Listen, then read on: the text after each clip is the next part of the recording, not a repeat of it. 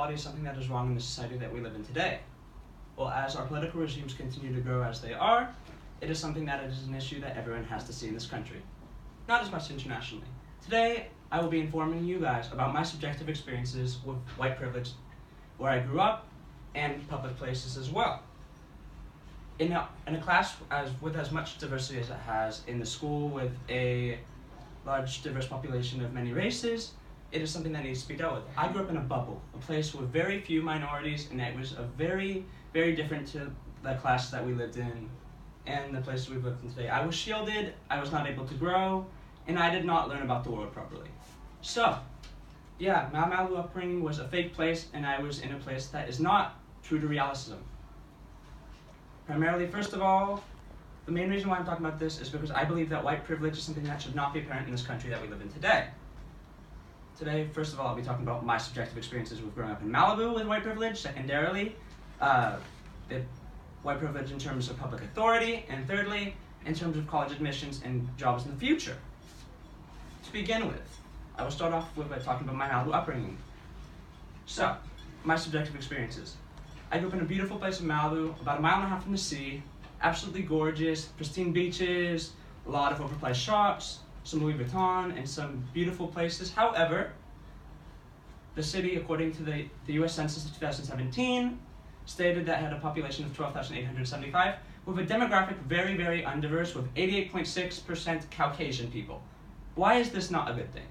Because I was not able to see how the world was, and I was not able to see what how the world was displayed and how people had different viewpoints other than the upper class white liberals.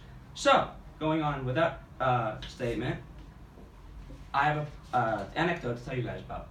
One time I was driving in Malibu with my friends. It was late night. We were coming back from a party, and everyone was right in the car. We got pulled over, and they just let us up. Nothing happened. We had no DUI, no prison, no nothing.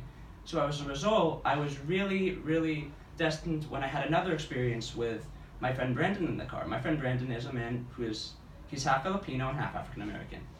We got pulled over, and the situation was way, way different.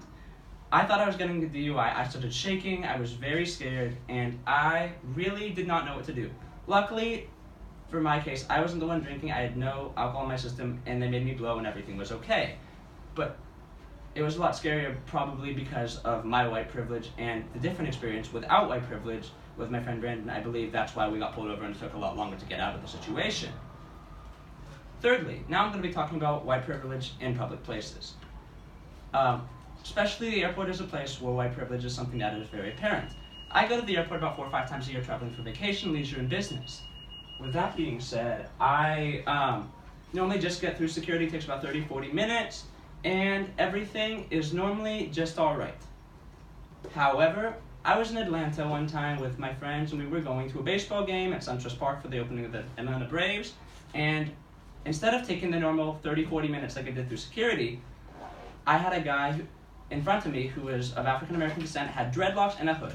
Instead of taking the average 30-40 minutes, he was stopped. They took off his head chief, and he was very scrutinized due to his race. This really appalled me because I did not know this was apparent in this country. With that being said, I believe that with white privilege comes racism, and with racism, that is something that should not exist in this country due to the history in the past and the laws that Lincoln removed from this country with the proclamation.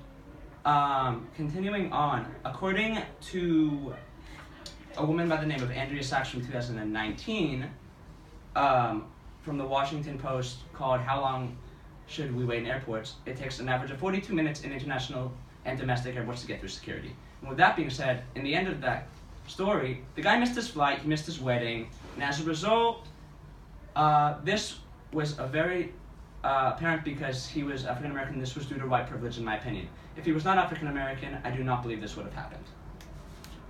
So commenting on to my final point here, white privilege and attempts to combat it. There's something called an affirmative action, according to Merriam-Webster's dictionary from 2019. The definition is, it's an effort to improve the employment and education of women and minorities. With more diversity, there's more equivalent opportunities, and with that being said, more diversity allows for better opportunities for jobs once you get your degree. With that being said, you get your jobs and your degrees, you are able to get better jobs, earn more money, and with that being said, your life quality improves.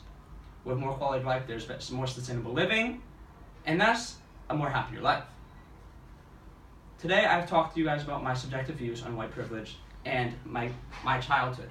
Primarily, I started off by talking about, first of all, my subjective experiences in Malibu. Secondarily, I talked to you guys about white privilege in terms of authority. And thirdly, I talked to you guys about white privilege and how they try to combat it in the society in terms of jobs and education. I really hope you guys enjoyed my speech today, and I'm glad that I was able to bring my message across, and thank you for listening.